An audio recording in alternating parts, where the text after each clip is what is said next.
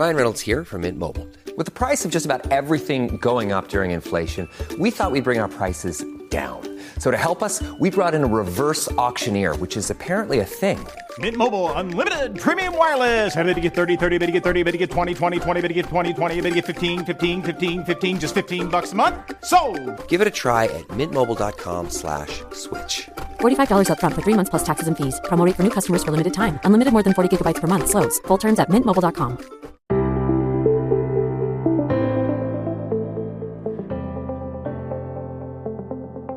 Hello and welcome to the latest episode of the Paddock and the Pavilion. The men's T20 World Cup may be over, but we have a couple of podcasts coming up in the next few weeks to look back at all the action from the Caribbean and the USA. The first show sees the return of Brian Masaba, the captain of Uganda, the African country who were playing in their first World Cup competition. Brian reflects on Uganda's 4 group matches where they lined up in a tough group which featured the host West Indies, eventual semi-finalists Afghanistan, New Zealand and fellow associate nation Papua New Guinea. Brian adds his thoughts on the lessons learnt playing against the test-playing nations alongside the joy of winning their first World Cup match against Papua New Guinea, where the dancing began.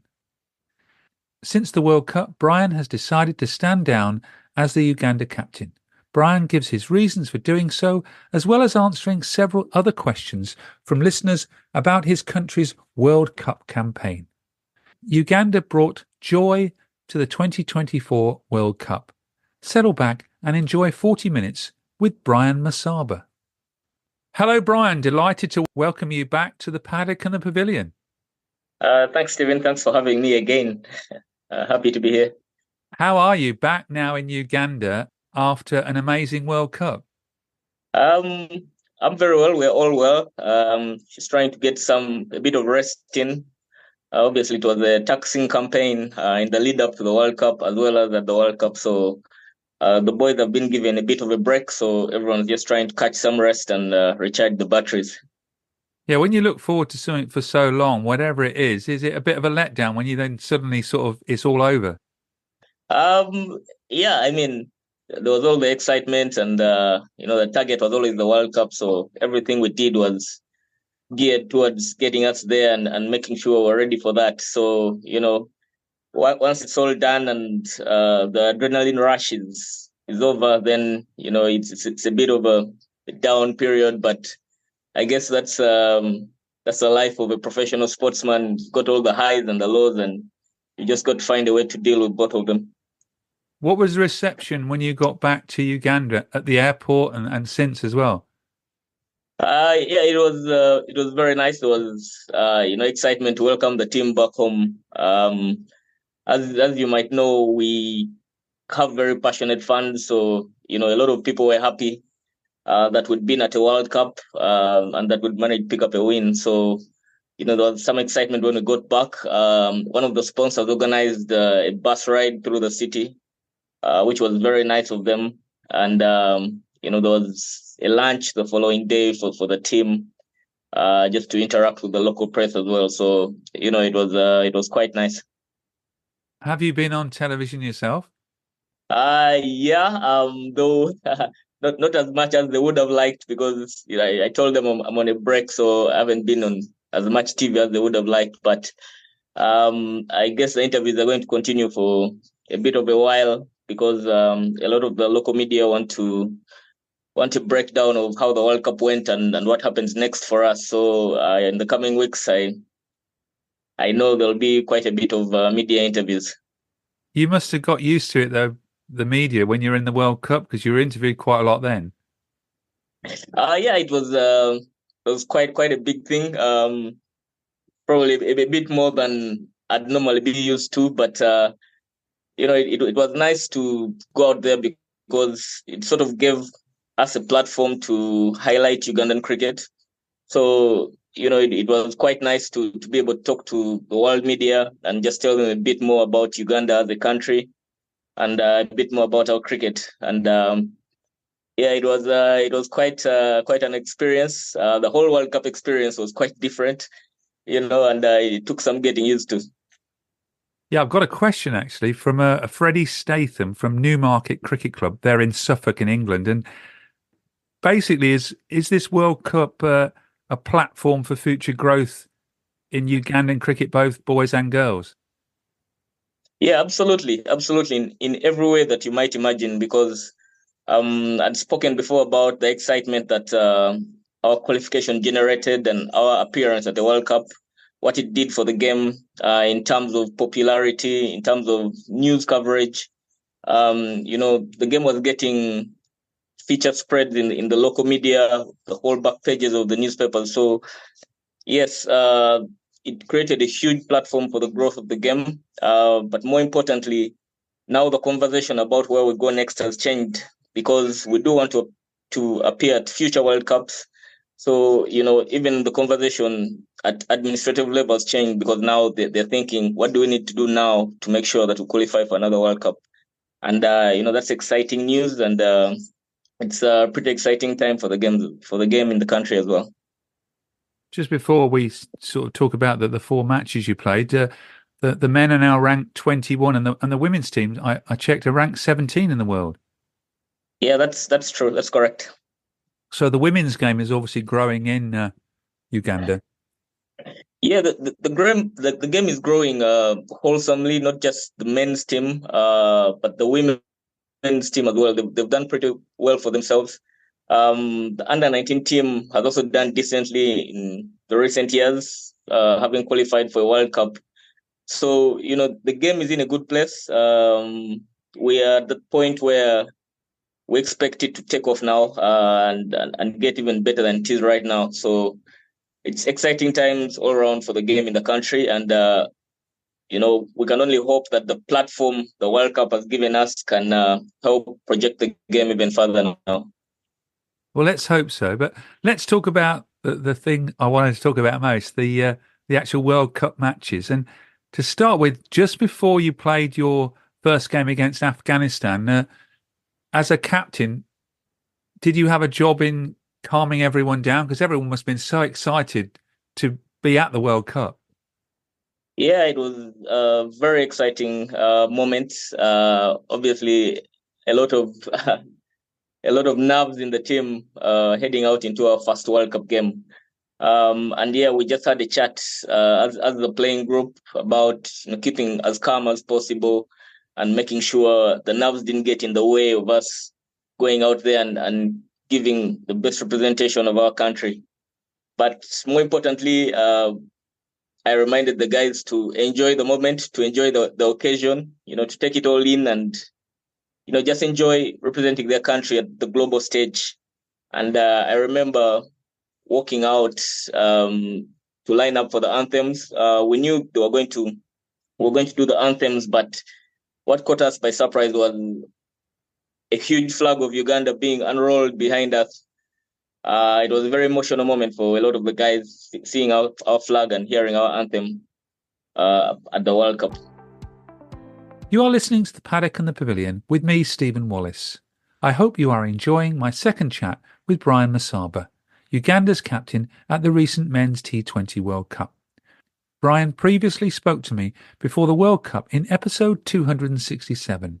You can find this episode and nearly 300 others via Apple Podcasts, Amazon Music, Google, Spotify, and on our YouTube channel.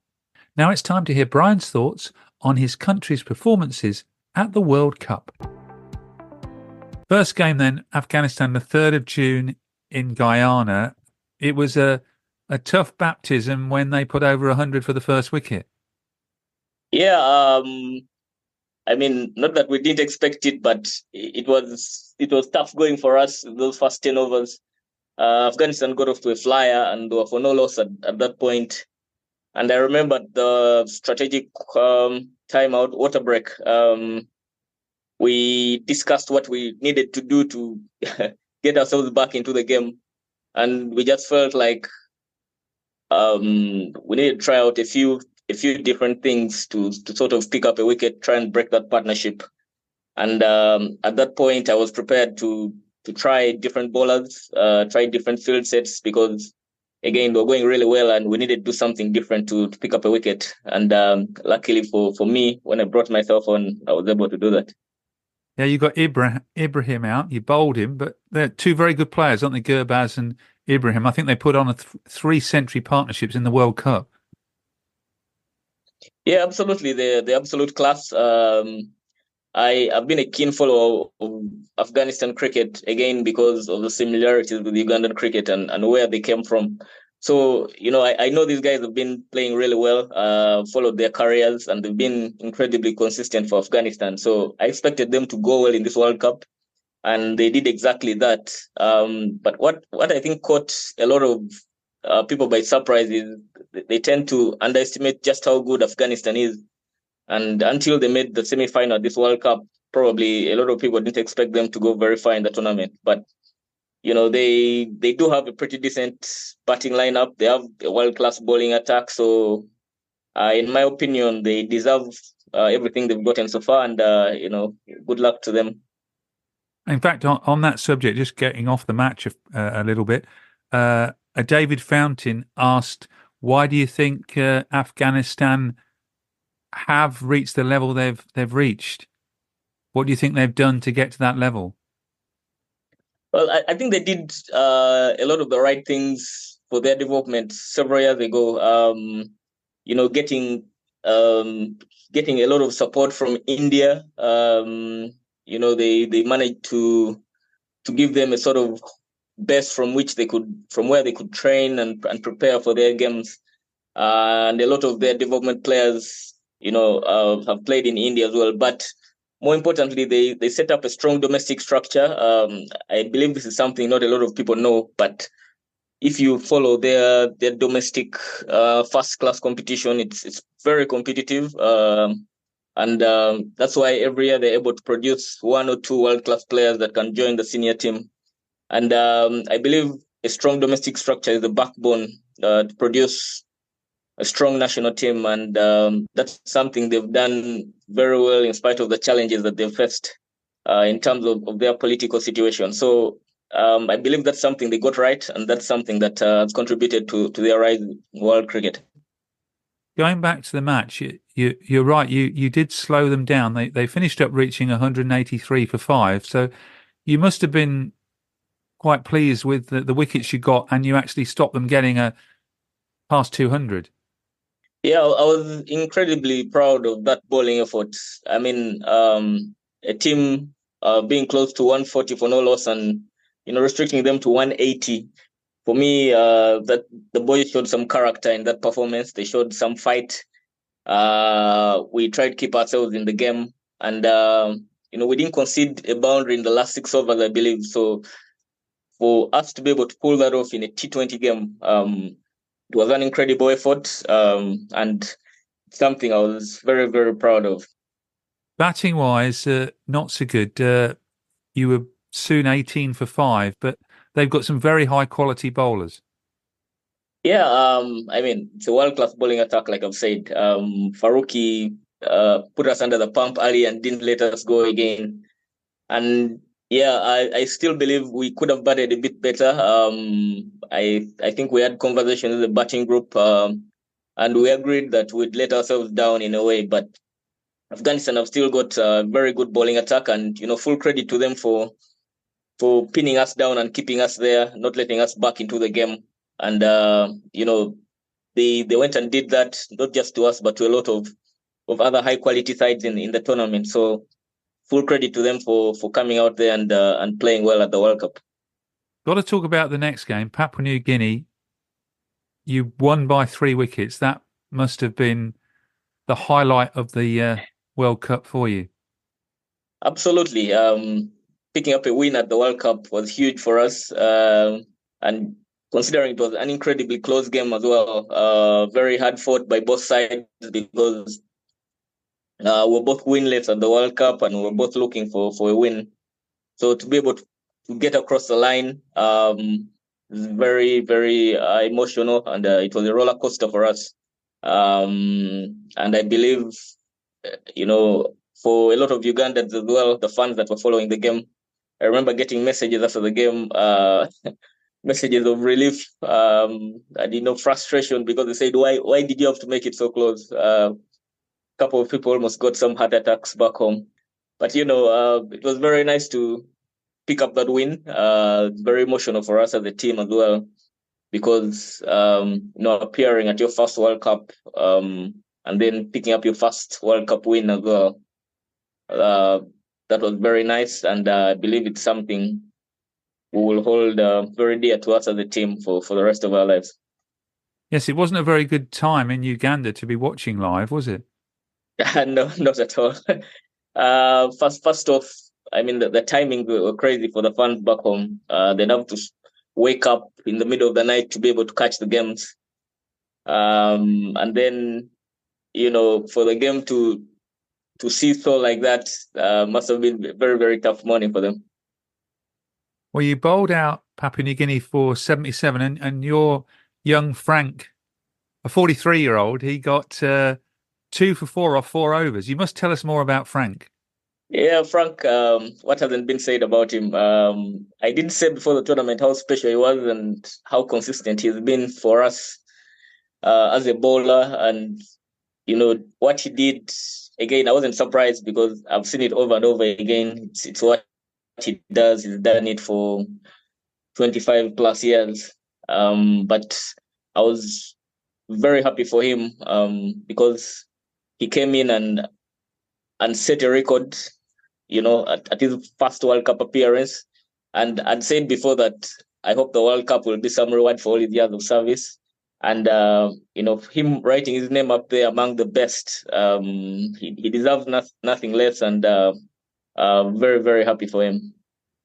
For listeners, this is Frank Sabuga. Yeah. And he first played for Uganda in 1997. That's correct. Frank first played for Uganda before some of his current teammates were born. That's how special it is. And, he's for him to go out there and do what he did, it's extremely special, for me, especially to watch it happen and to witness it firsthand. We're all very happy for him, and very, very excited that he went and did that. Chasing then 77, it must have been a bit nervy because Uganda won by 3 wickets. You won in 18.2 overs. Yeah, low scores have a funny way of doing that. It was an extremely hard-fought game. While we were bowling to PNG, we saw how much the batsmen struggled to get us away, so we knew it was going to be an extremely difficult chase. And then losing early wickets would set us on the back foot again. But, Riyazat Alisha batted really well for us. That partnership he had with Juma Miyaji got us out of trouble and got us close to the finish line. And, to see them go out there and bat with such maturity, they're both big strikers of the ball, but they had to switch up their game and sort of just graft and fight it out because conditions were tough and PNG was bowling well as well. For them to go out there and do that and make sure that they got the team over the line, for me, that's what stood out for me from us as a batting unit, and it's probably our batting performance of the tournament. And full credit to them because they're both young men, and it just shows that there's potential for them to get better, given more opportunities. PNG had run the West Indies close in their opening game prior to playing Uganda. Yeah, they did. And speaking to them after that game, they were extremely disappointed because they felt they had 1 or 2 chances to actually win the game, and they didn't quite do that. So that game probably took a lot out of them, and luckily for us, we benefited from that situation.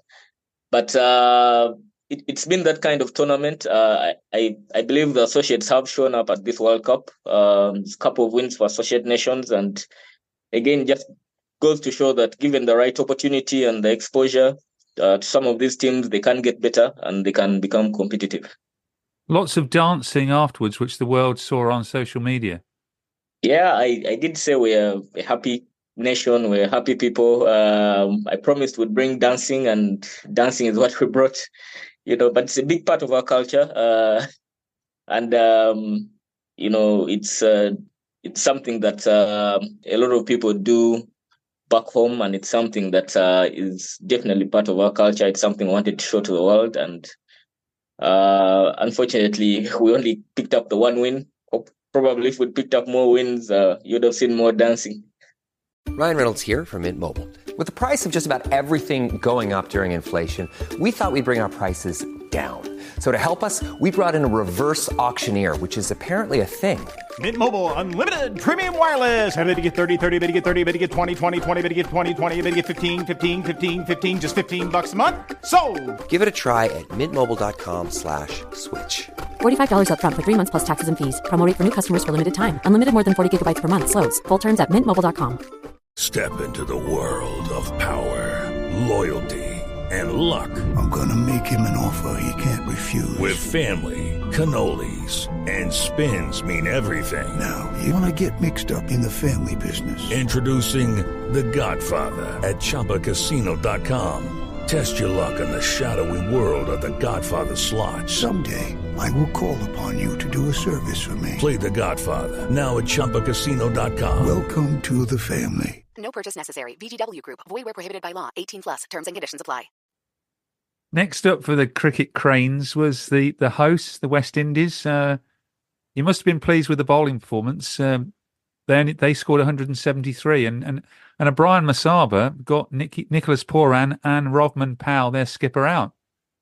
I'd say my most challenging game of the tournament. Reason being, West Indies had such a powerful batting lineup.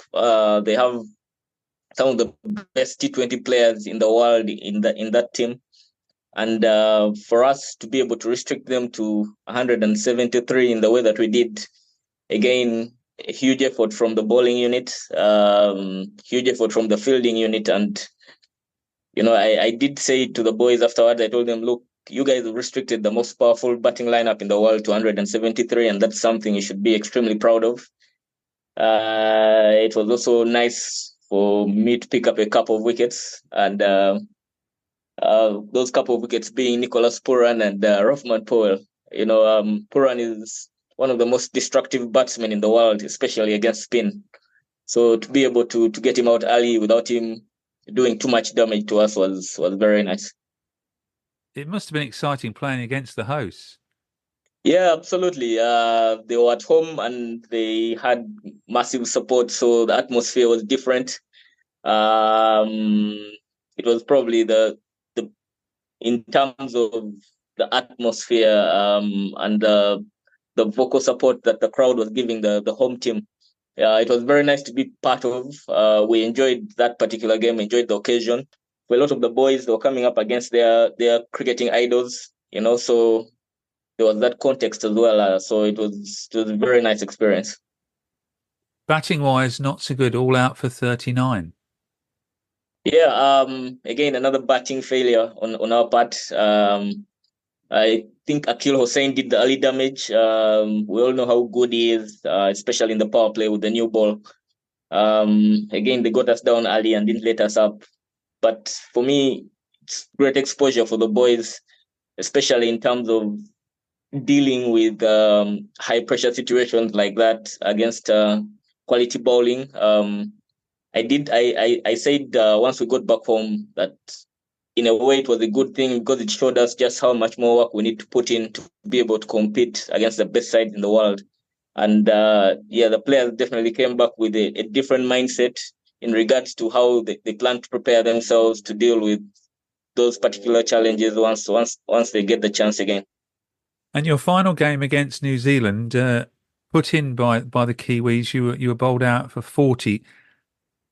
A very talented bowling attack with Trent Boult, Tim Southey, Lockie Ferguson, Mitchell Santner. Yeah, New Zealand is a class side. We've seen that year in, year out.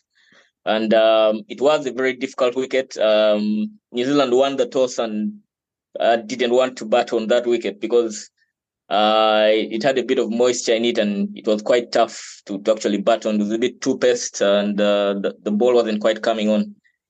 So much as it was a tough game for us, I think one or two guys showed some fight trying to stick it out there in some of the toughest cricketing conditions that we'd faced. And again, I'll look for the positives in a game like that. A couple of the Kiwis came out to us and said, "Look, guys, don't dwell too much on the result.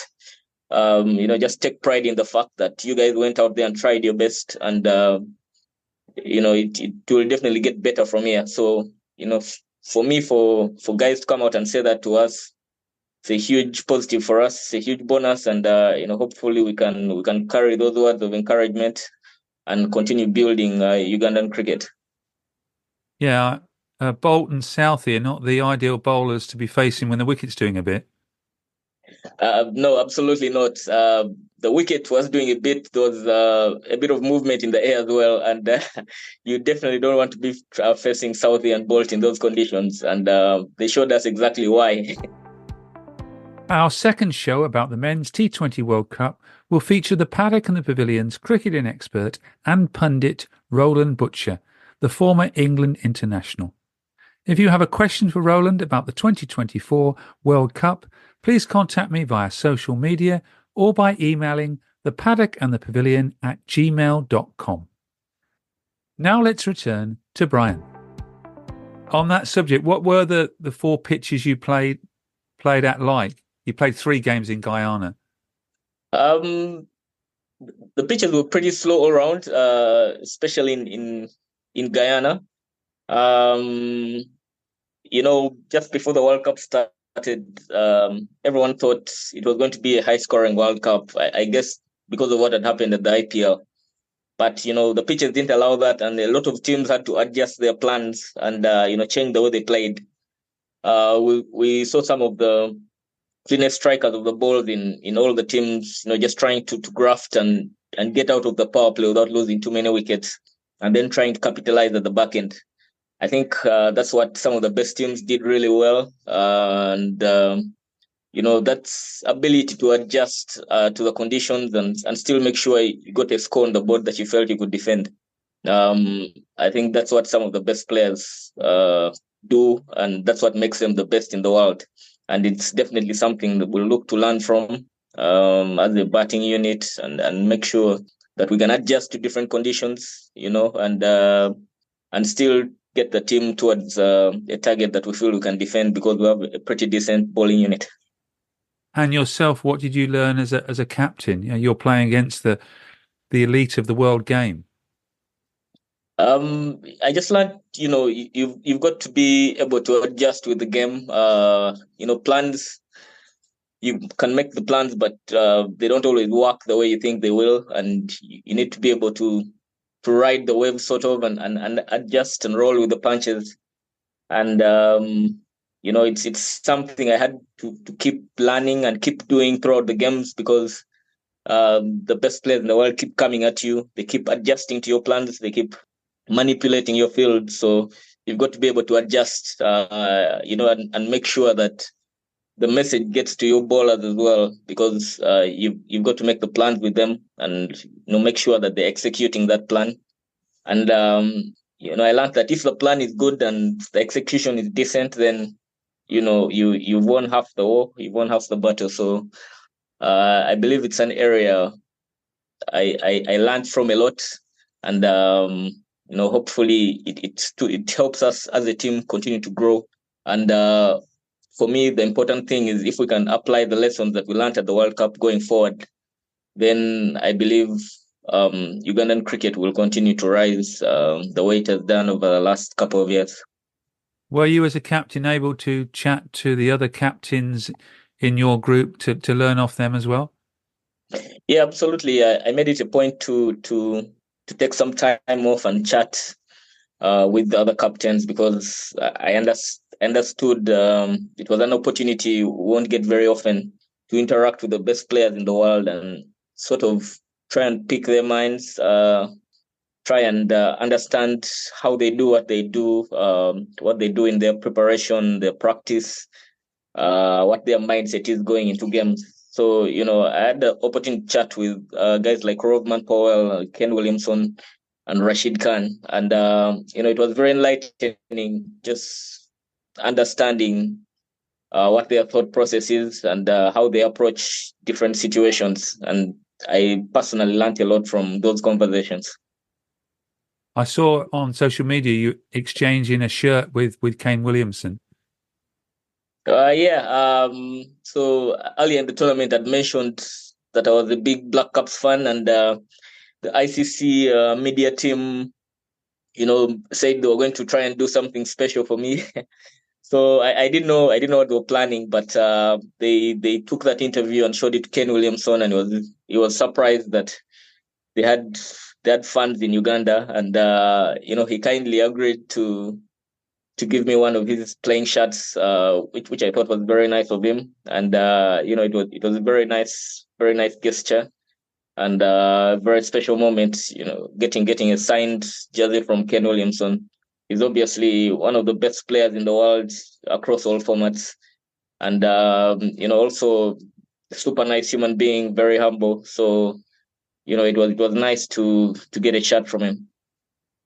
The young players in the side must have really learnt from this experience. Yes, they did. They learned a lot because they played against the best. They played with the best. So we were encouraging them to learn as much as they could, to speak to as many people as they could, and take in as much information as they could. But more importantly, they expressed their skills and their ability on the biggest stage, and hopefully, someone was watching and took notes, and hopefully they get more opportunities resulting from this World Cup. I've got a question for you now from a John Maynard. He's a former Leeward Islands and Nevis fast bowler who I know, and he asked if the team needed more technical coaches. I don't know how many coaches that Uganda have. Yeah, it's obviously an area that we could do with some assistance in. Again, being a small country without huge resources, we can only have so many coaches. We do have a head coach and assistant coach, and for this particular tournament, we had a batting consultant as well, who isn't full time. So, it's a resource thing for countries like us, for most associates, and it's an area that we definitely need a bit more help in, because if we're ever going to get our skill set to the level of some of the other teams in the world, then we do need a lot of technical assistance, bowling coaches, maybe strength and conditioning experts and fielding experts and the like. It's what all the other teams get. I think England had 6 assistant coaches at this World Cup, and it's an area we definitely need a bit more help in. Hopefully, if you qualify again, that gets more funding from the ICC. Yeah, funding is key for us. Funding is key. We are currently trying to attain one-day international status, because that means we become entitled to a bit more funding from the ICC. So yeah, the next tournament is as critical for us as this World Cup was in that regard, because if we do well in that, then our funding more than doubles, and that means we can, get more facilities. We can get more specialists that can help the team get better. Talking about the associate nations, how impressed have you been with them? We've had United States qualifying for the Super 8s, beating Pakistan. We had Scotland scaring Australia and possibly even England, and Nepal only just losing by 1 run to the finalists, South Africa. Yeah, very happy to see the associate countries doing as well as they've done at this World Cup. Reason being, ICC's idea is to expand the game beyond the countries that are currently playing. And right now, that is associate nations, associates and affiliates. That's where the expansion has got to be. And given the right opportunity and the right exposure, the players will get better, the countries will get better, and they can actively compete against some of the full members. So seeing them do this well at this World Cup, I think that's the message that goes across the board, and hopefully, a bit more assistance goes towards helping associates get more exposure, more games against full member sides, because the only way they can get better is if they keep playing competitive cricket, and it's not just a one-off tournament, maybe once a year or once in 2 years. They've got to play competitively, consistently, to be able to get better and keep improving their skill set. Do you think it would help if, when, say, England tour or another team tour South Africa, they could drop into Uganda and play a game on the way? Yeah, absolutely. I mean, that's what you want to see going forward. Doesn't necessarily have to be the full England side. Could be an England Lions side, or an India A side, or West Indies A side. Touring Zimbabwe and inviting Uganda to come and play in a 3-nation event. It's things like those that would help. That would go a long way in helping the associates get more competitive cricket, more consistently. Jenny Thompson, who's on her World Cricket Tour, I know she's been to Uganda, asked if you thought there should be even more teams in the World Cup, or is the current number the right number? I think this was a positive step in the right direction, making it a 20-team World Cup, because it allowed countries like Nepal and Uganda and the USA an opportunity to show where they are in terms of their cricket and where they're going.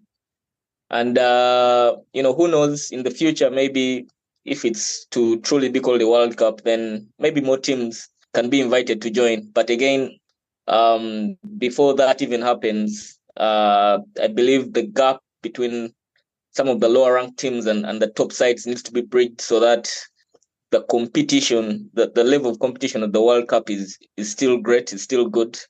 And the only way we can do that again is by providing that platform for competitive cricket, so that these teams can get better.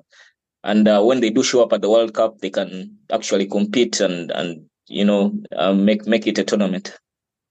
While you were in the Caribbean, did you get to see other games in person, or did you just watch them on the television? Unfortunately, the majority of the games we had to watch on TV, but we tried to catch some of the games in person. I think we caught a warm-up game between the West Indies and Australia while we were in Trinidad before we moved to Guyana. So I think that's the major game that we managed to catch, because of the scheduling and training sessions and all that. The rest period was just as important for the teams. So unfortunately, we didn't catch much cricket live, but we caught every game on TV because we're trying to learn as much as we could. And while you were there, could you feel the enthusiasm for cricket in the Caribbean? Yeah, absolutely. I believe Rovman Paul spoke about it, about how much the support is coming back to the game. They've obviously gone through a period where the game wasn't as popular as it used to be. So to see the local crowd stand up and support not just their local team, but the other teams as well, the support for us was incredible. I didn't expect that, but everyone loved the Ugandan team, and they had words of encouragement for us, which was very nice for us to experience and to hear. But yeah, I think it's good signs for Caribbean cricket, for West Indies cricket, that that the fans stand up and supported their team. Even when they were knocked out recently, the numbers were there and they still cheered their team on. So that's good signs for Caribbean cricket. Well, that's good to hear. When you came back, you then decided to stand down as the Ugandan captain. And I've got a question actually from one of your compatriots. Excuse the surname if I get the pronunciation wrong, but Lennox Mugamira has asked, what were the reasons for you standing down as captain? Yeah, it's a decision I'd been pondering for some time. Even before we went to the World Cup, I firmly believe I have a responsibility to Ugandan cricket, and keeping an eye on the future. Our next T20 cycle is somewhere away, and this allows the new captain some sort of period to find his feet, to land the rope, so to speak, and hopefully he can imprint his own leadership style on the team. So I felt rather than do it in the middle of our next 50-over cycle, it's better to do it now to allow the new guy some time to feel his way around. And I remain available to help out where I can. I'll sort of mentor him if that's what's needed from me. And luckily, I'm still part of the setup as a player, so I hope that goes well for the next guy. Well, it's good to hear you still want to play. You've played 63 T20 internationals, and you must have been pleased with your bowling at the World Cup. Yeah, I was. It's an area I've been working on really hard. We do not have many leg spinners in the country, and we don't have many leg spin coaches in the country. So, it's an area I've had to work on extremely hard by myself and with the coaches that we have available. So to see it come off at the World Cup was very satisfying, and hopefully I can continue getting better in that regard. When you're not a captain, how do you think you'll feel like in the Ugandan team? Because you've been doing the role for quite a while. I don't know. I'm not sure. But I'll continue to give my best to Ugandan cricket. I've always believed in going out there with 100% commitment, and just doing your bit to make sure the team is doing well. And hopefully I can continue to contribute as a player. I remain a part of the leadership group in the team, being a senior player. So I'll continue, just trying to make sure that Ugandan cricket is headed in the right direction, and that the younger guys have someone they can look up to and learn from, and continue to pass on what I've learned to them, and hopefully together as a unit we can continue to scale the heights, so to speak. What's the next cricket for yourself and for Uganda? So it's our focus switches to 50-over cricket now. We've got the Challenge B, which is the pathway to the ODI World Cup. So it's a six nation tournament. That's in our group in particular, and the top two advance to the next round. So that should be sometime towards the back end of this year. So that's what's next for us, and that's where all our focus is going to be. And the next T20 World Cup will be in 2026. So presumably next year you'll be doing qualifying for that. Yeah, ideally that's what it should be. I believe there will be a qualifier next year for the 2026 World Cup, and who knows, maybe you'll see us at another World Cup. Well, let's hope so. Thank you, Brian, for joining me and for bringing joy to a nation, both back in Uganda and to all those cricket followers watching on the television. And thank you again for joining me on the Paddock and the Pavilion. Thanks, Stephen, for having me. It's been an absolute pleasure, as always. Sports Social Podcast Network.